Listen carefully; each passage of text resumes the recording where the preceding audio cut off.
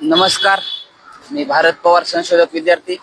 मागील 9 दिवसापासून आम्ही इथं उपोषणाला सारथी ऑफिसच्या बाहेर बसलेलो आहे। पहिल्या दिवशी त्यांनी आम्हाला आतमध्ये बसू दिलं, दुसऱ्या दिवशी आम्हाला पोलिसांचा दबाव आणून आम्हाला इथून उचलून घेऊन आम्हाला पोलीस स्टेशनला घेऊन गेले आणि आमच्या असं दबाव आणला की परत आम्ही बसू नये, या पद्धतीचा दबाव आणला। त्यांनी पोलीस प्रशासनावर दबाव आणला आणि आम्हाला इथून बाहेर काढण्याचा प्रयत्न केला, परंतु आम्ही आज 9वा दिवस आहे, आम्ही आज फुटपाथवर बसलेलो आहे। आज सारथी ऑफिसची एवढी बिल्डिंग इथे उभी केलेली आहे, परंतु एवढी बिल्डिंग उभी केलेली असताना देखील त्यांना आम्ही आज परत एकदा विचारलं की बाबा आम्हाला वॉशरूमला टॉयलेटला जाण्यासाठी आणि पाण्याची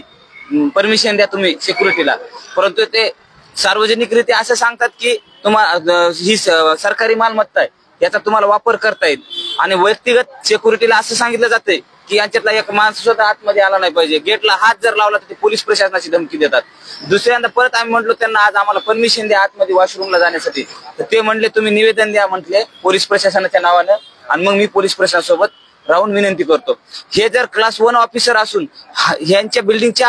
अंतर्गत गोष्टीमध्ये जर हे पोलीस प्रशासनाचं नाव घालून सांगत असून ते आम्हाला परमिशनच्या नावाखाली जर बाहेर बसत असेल, हा सुद्धा एक प्रकारचा संशोधक विद्यार्थी म्हणून आमच्यावर यांनी केलेला अन्यायच आहे आणि हा अन्याय आता किती दिवस सहन करावा लागतो माहित नाही, परंतु आम्ही नक्कीच या माध्यमातून शासनाकडे एवढीच विनंती करू इच्छितो की शासनानं लवकरात लवकर, महाराष्ट्र शासनानं लवकरात लवकर आमच्या संशोधक विद्यार्थ्यांसाठी दिली जाणारी सारथी माध्यमातून जी फेलोशिप दिली जाते ती लवकरात लवकर त्यांनी निधी देऊन आम्हाला सहकार्य करावं, त्याची जाहिरात काढून आम्हाला सहकार्य करावं अशी आमची विनंती असेल।